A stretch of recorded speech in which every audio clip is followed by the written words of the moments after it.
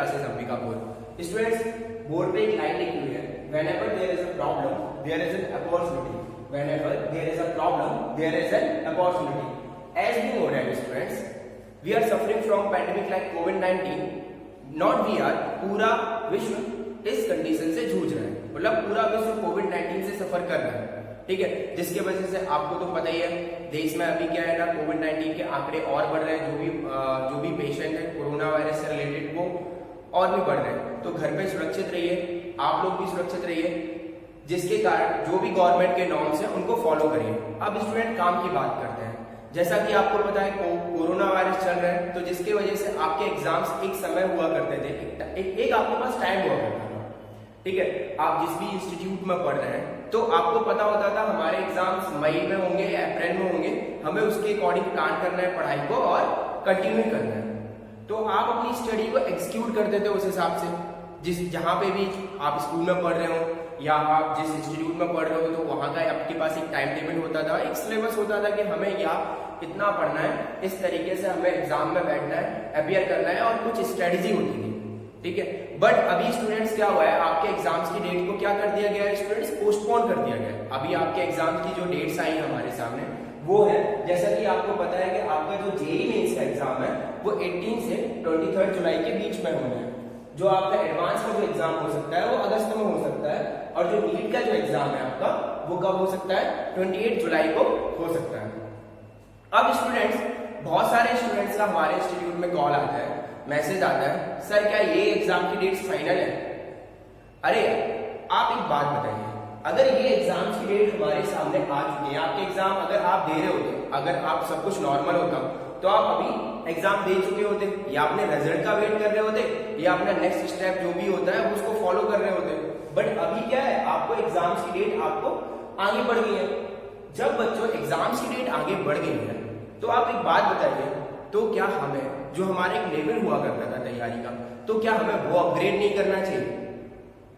Suppose आप यहां होते, ठीक है, बहुत सारे स्टूडेंट्स क्या होता है वो जिंदगी का सफर शुरुआत करते हैं, 10th के बाद जाते हैं बाहर कई तरह के इंस्टीट्यूट में पढ़ने के लिए, ठीक है। आपके पेरेंट्स क्या होते हैं, न्यूज़पेपर पढ़ते हैं सबसे पहले, ठीक है, मॉर्निंग में, और देखते हैं AIR rank 1, AIR rank 2, AIR rank 3, बड़ी बड़ी कोचिंग के इश्तिहार देखते हैं न्यूज़पेपर में।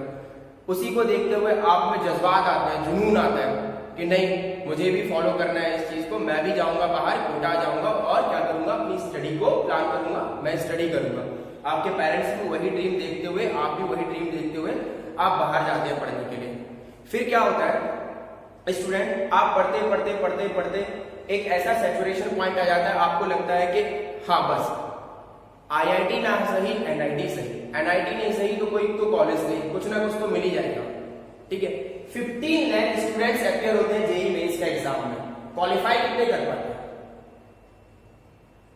क्वालिफाई तो बहुत कम, थोड़े ही बच्चे कर पाते हैं जितनी सीट्स होती हैं, ठीक है। बट फाइट कितने करते हैं? 15 लाख स्टूडेंट, मींस 15 लाख बच्चे तैयारी कर रहे होते हैं स्टूडेंट्स। जगह जगह जहां पे भी इंस्टीट्यूट में आप सोचिए, कोटा या जहां पे भी दिल्ली, जहां पे भी हब है एजुकेशन के, वहां पे छोटे छोटे जगह से, छोटे छोटे शहरों से बच्चे जाते हैं अपने सपने को लेकर और वहां पे प्रिपरेशन करते हैं। स्टूडेंट्स जब वो प्रिपरेशन करते हैं तो उनके दिमाग में ड्रीम होता है, ये मान लेते हैं कि यहाँ पे स्टूडेंट्स, यहाँ पे ये IIT है, ठीक है। बच्चा सफर की शुरुआत यहाँ से करते हो आप लोग, और आप यहाँ तक पहुंचते हो, इस वाले पॉइंट तक पहुंचते हो, फिर इधर आके पूछते हो अपने पेरेंट्स से या अपने कहीं पे अपने माइंड से आगे पूछते हो, क्या मैं, मतलब आप खुद ही सोचने लगते हो कि ठीक है अगर IIT नहीं होगा, हमारी प्रिपरेशन या इतनी हो चुकी है, ठीक ना कुछ तो हो ही जाएगा। एक सुपर 30 में एक आपने डायलॉग सुना होगा कि जब मौका आएगा ना तो हम ऐसा छलांग मारेगा ना तो पूरी दुनिया देखता रह जाएगा। वो यही मौका रहता है इसमें, इस जगह जब आप इतने नजदीक होते हो ना सक्सेस के, तो आपको लगने लगता है कि आप उस समय सोच नहीं पाते एक्चुअल में, ठीक है। आप लगने लगता है कि ठीक है, ओके ओके ओके, तो उस दिन आप कंप्रोमाइज करना सीख गए ना। अगर आपने उस दिन कंप्रोमाइज कर लिया तो आप पूरी जिंदगी कंप्रोमाइज करेंगे। इसलिए स्टूडेंट्स आपके पास अभी क्या है, 60 डेज अपनी प्रिपरेशन को करने के लिए। उन 60 डेज में आपको ये जानना है कि आपकी प्रिपरेशन आप कहाँ पे एग्जिट कर रहे हैं, आपको अपनी तैयारी को किस लेवल पे बढ़ाना है कि आप कहाँ पे आए, आपको ये IIT, जिसके लिए आपने क्या किया है, आपने रातों रात पढ़ाई की है, आप अपने पेरेंट्स के सपने को लेकर गए, आप अपने खुद के सपने को लेकर गए कि हाँ मुझे IIT में होना है, तो फिर कंप्रोमाइज क्यों करना है? आपके दिमाग में क्वेश्चन आना चाहिए, व्हाई, मैंने स्टार्ट ही क्यों किया था? अगर मुझे और भी कंप्रोमाइज ही करना है, कॉलेज ही जाना है, ठीक है, मतलब मीन्स कोई भी कॉलेज मिल जाएगा, प्राइवेट इंस्टीट्यूट लग जाएगा, वहां पे भी पैसा लगेगा आपका, क्या होगा, डोनेशन से एडमिशन होगा अगर आपको बहुत अच्छा कॉलेज चाहिए प्राइवेट में। बट स्टूडेंट, जब आपने ये सोचा है IIT में जाने का, तो आप वहां पे क्यों सोच रहे हैं? आपके दिमाग में तुरंत क्वेश्चन आना चाहिए कि हमने स्टार्ट क्यों किया था, हमने स्टार्ट क्यों किया था जब हमें IIT ही नहीं चाहिए था। अच्छा स्टूडेंट्स, अब होता क्या है, फियर फैक्टर, आपके दिमाग में एक फियर होता है सबसे बड़ा, अगर हम सिलेक्ट नहीं हो पाए, ठीक है, या लोग क्या कहेंगे, अरे लोगों की छोड़ो, पहले हम यहां पे सोचते हैं, हमने अपने लिए सोचना है, पहले हमने स्टार्ट क्यों किया। ओके, सबसे पहले हमें फियर फैक्टर को दूर करना है अपने मन का कि हम ये नहीं पा सकते। सबसे पहले हमें अपना माइंड इस तरीके से सेट कर लेना है कि हम ये पा सकते हैं। अभी हमारे पास 60 डेज है, अभी कुछ नहीं गया है, कहीं पे भी कुछ नहीं गया है, अभी भी प्रिपरेशन चल रही है, अभी भी हमें एग्जाम में अपियर करना है और 15 लाख स्टूडेंट्स हो, हम अपनी जगह पर हैं। हमारे दिमाग में सबसे पहले ये होना चाहिए। अगर आपके दिमाग में ये कंसेप्ट आ गया ना कि हमें 15 लाख स्टूडेंट्स में जगह बनानी है ना बच्चों, तो definitely you will get success, पक्का जरूर आपका एडमिशन आप IIT के लिए सोच पाएंगे। आपको थोड़ा सा हटके सोचना होगा। अब बच्चों इन 60 डेज में आपको उस तरीके से आपको प्लान करना होगा और उसे बेहतर बनने के लिए कि आप किस तरीके से प्लान करता है। एक होता है हमारा प्लानिंग, एक होता है आप 11th-12th में देखिए पढ़ रहे हैं, ठीक है, जो स्टूडेंट ड्रॉपर में वो 11th-12th भी पढ़े और ड्रॉपर में भी पढ़े, तो ऐसा तो हुआ नहीं होगा कि आपने कुछ भी नहीं पढ़ा, आपने बहुत सारी चीजें पढ़ी होती है, बस आपको उसको क्या करना पड़ता है बच्चों, एक रिवीजन करना पड़ता है। Revision in the sense of, revision भी ऐसा होना चाहिए कि इस समय जैसे आपको पता है कि 60 डेज हमारे पास बचे हुए हैं, तो 60 डेज में हमें पढ़ना क्या है, हमें ये सबसे पहले आना चाहिए कि हमें पढ़ना क्या है, कि हमें ये यहां तक पहुंचे। देखो स्टूडेंट, दो तरह के स्टूडेंट्स होते हैं, एक वो स्टूडेंट्स होते हैं रात दिन ये भी मटेरियल लाओ, ये भी मटेरियल लाओ, इधर का भी लाओ, उधर का भी लाओ, इस स्कूल का भी चाहिए, उस कोचिंग का भी चाहिए, पूरा मटेरियल जमा कर लेंगे और बैठ जाएंगे और चारों तरफ अपने पास रख लिया पूरा फिजिक्स का नोट्स। क्या ऐसा संभव है? अब एक ही नोट्स से आप उसको प्लानिंग करिए कि हमें कौन सा सब्जेक्ट कौन सा चैप्टर अभी पढ़ना है, कौन सा चैप्टर को नहीं पढ़ना है, क्या किसका रिवीजन करना है, अपने दिमाग में लाइए, थोड़ा सा स्मार्ट बनिए, यहां तक पहुंचे। ओके स्टूडेंट्स, अब बताते हैं कि आपको 60 डेज का प्लान किस तरीके से करना है। ओके स्टूडेंट्स, अभी थोड़ा सा इस पर डिस्कस कर लेते हैं। जैसा कि आपको पता है हमारे पास अभी अगर आपके एग्जाम्स जुलाई में होते हैं तो हमारे पास बचते हैं स्टूडेंट 60 डेज। अगर हम 60 डेज में प्लान करते हैं, सबसे पहले बात करते हैं हम बच्चों केमिस्ट्री की।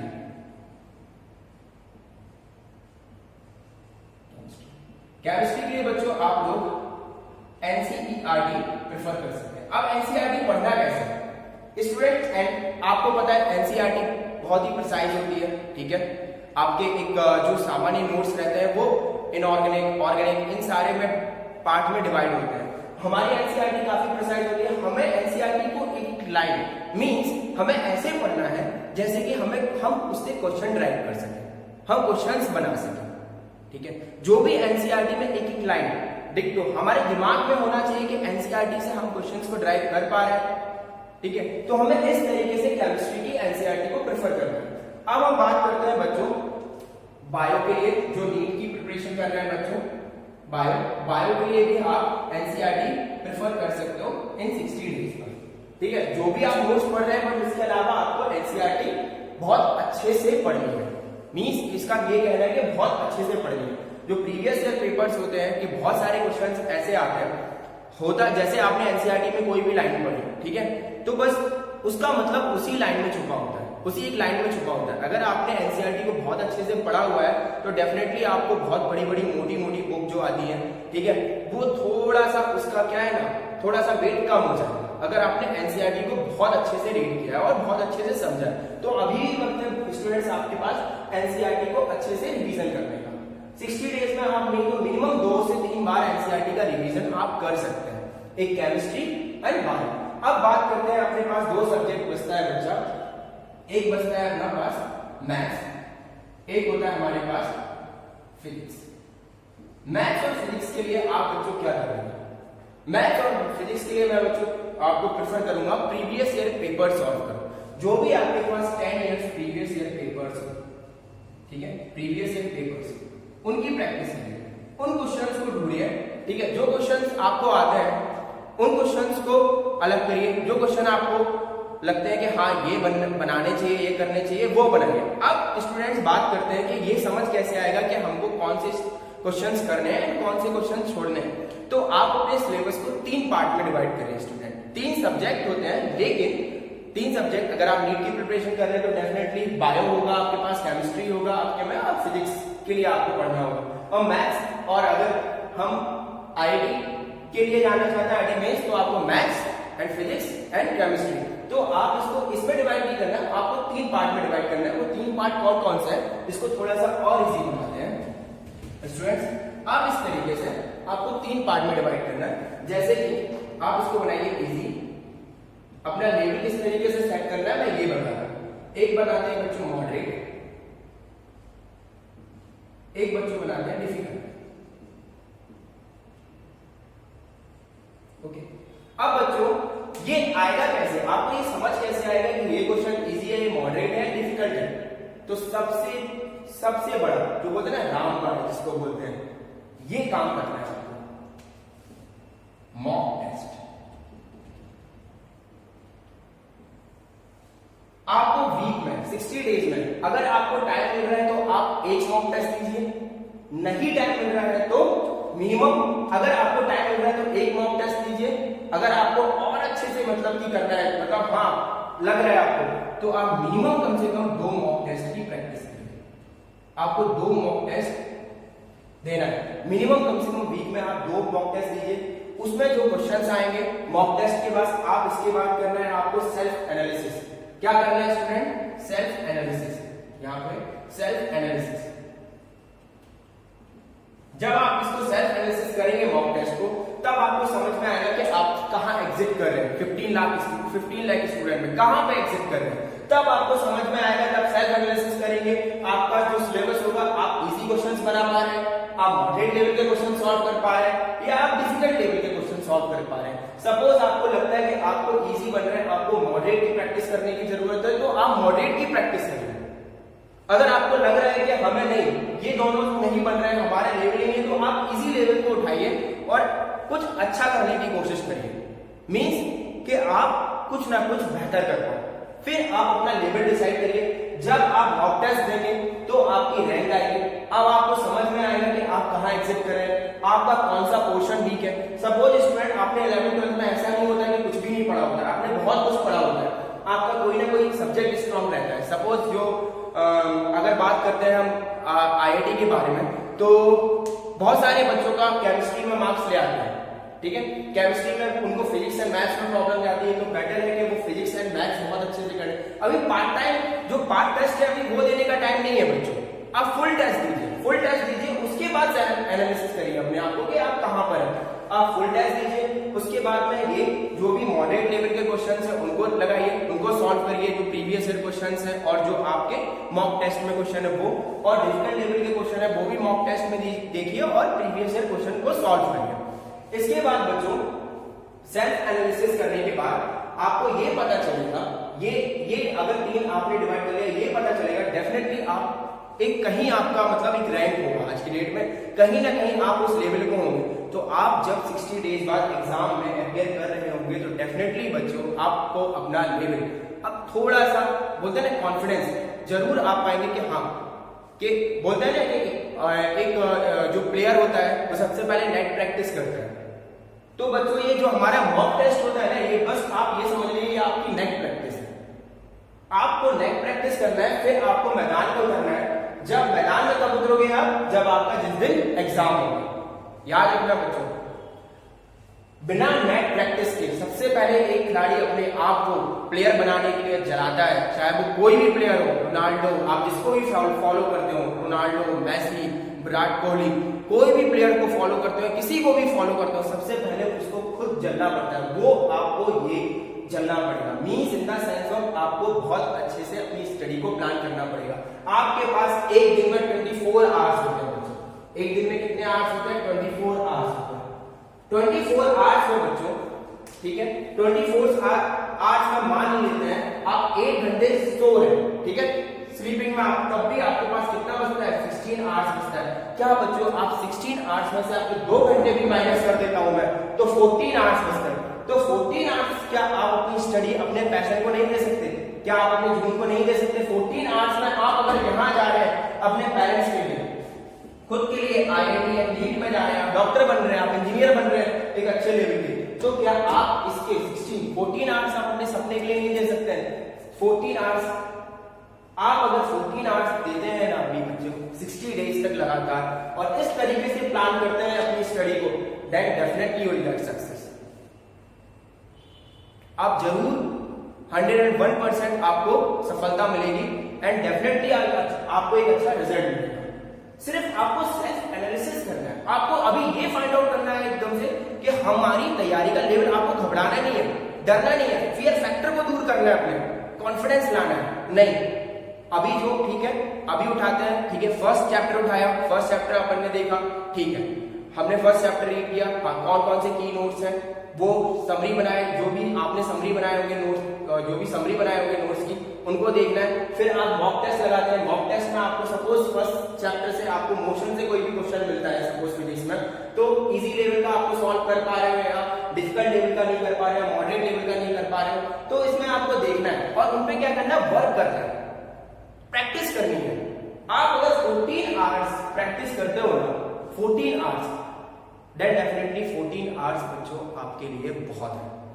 अपने दिमाग को एकदम से कूल रखना है, हेल्दी रहना है, अभी हेल्दी खाना है, फिट रखना है अपने आप को, देन डेफिनेटली आपको एक कॉन्फिडेंस आएगा अंदर से, देन आप सोच पाएंगे कि हाँ, जो मैंने जिस सपने को लेके मैंने सोचा था कि हम IIT या नीट की प्रिपरेशन कर रहे हैं, हम गए हुए थे प्रिपरेशन करने के लिए अपने घरों से दूर, या जहां पे भी रहकर प्रिपरेशन कर रहे थे, तो आपको समझ में आएगा कि हाँ, कि ये आपको ये सारा कंसेप्ट को लेके चलना है। अब स्टूडेंट्स बात करते हैं हमारे इंस्टीट्यूट के बारे में, थोड़ी सी बात बताता हूँ। We are from NIT, BIT and BIT means Birla Institute of Technology and IIT। तो बच्चों मैं आपको बताना चाहता हूँ, हमारे इंस्टीट्यूट में अगर आपको कोई भी प्रॉब्लम होती है, सपोज कोई भी सब्जेक्ट को लेके, आप किसी भी इंस्टीट्यूट को कहीं पे भी पढ़ रहे हो, इससे कोई मैटर नहीं करता, इट डजंट मैटर, आप कोई भी कहीं के भी स्टूडेंट हो, आप अगर डाउट्स को लेके हमारे व्हाट्सएप नंबर पे भेजते हैं, आपको कोई भी किसी भी सब्जेक्ट में डाउट हो, तो हम आपका 24 आवर्स के अंदर तुरंत ही आपको रिप्लाई करेंगे, ठीक है। उस टीचर आपका जो भी आपका रेफरेंस टीचर होगा वो डाउट सॉल्व करेगा। सपोज आपको केमिस्ट्री में डाउट होता है, हम आपके लिए 24/7 अवेलेबल है, ठीक है, आपके लिए 24/7 अवेलेबल है। आप हमारे सामर्थ्य क्लासेस में कांटेक्ट करने का जो नंबर है वो है 9179024743। आप इस नंबर पे कभी भी कांटेक्ट कर सकते हैं, कोई भी डाउट इस नंबर पे भेज सकते हैं, चाहे वो केमिस्ट्री से रिलेटेड हो या फिजिक्स से रिलेटेड हो या मैथ्स से रिलेटेड हो या बायो से रिलेटेड हो, आप ज्वाइन कर सकते हैं। अभी बच्चों हमारे यहाँ पे ऑनलाइन क्लासेस चल रही है, ऑनलाइन क्लासेस भी ज्वाइन कर सकते हैं आप। आपकी जो भी हमारे यहाँ पे जो भी टीचर्स है सामर्थ्य क्लासेस में, वो आपके लिए 24 आवर्स अवेलेबल है। हम लोग यहीं रहते हैं आपकी प्रिपरेशन को कराने के लिए। कभी भी आपको किसी भी प्रकार का डाउट्स हो, आप लेके आइए, हम आपके सॉल्व करेंगे डाउट्स। आपको बिल्कुल रिलैक्स रहना है। किसी भी प्रकार का डाउट्स होता है, अपनी स्टडी से रिलेटेड डाउट्स होता है, या आपको कोई भी मोटिवेशन चाहिए किसी भी तरीके का, तो डेफिनेटली आप इस नंबर पर कभी भी कॉल कर सकते हैं। और सामर्थ्य क्लासेस को यूट्यूब अंबिकापुर के नाम से, सामर्थ्य क्लासेस अंबिकापुर के नाम से आप यूट्यूब पे भी सर्च कर सकते हैं। वहां पे हमारे टीचर्स के जो वीडियोस हैं वो अवेलेबल होते हैं, केमिस्ट्री, मैथ्स, फिजिक्स के आपको videos day to day available होते हैं, आप वो भी देख सकते हैं। तो स्टूडेंट्स ये थी आज अभी तक की कहानी। आप अपनी तैयारी को बेटर करिए, अपने अपने आप को सुरक्षित रखिए, जो भी गवर्नमेंट के नियम है, रूल्स है, उनको मानिए एंड फॉलो करिए एंड अच्छे रहिए, be healthy and stay at your home. Okay, thank you so much.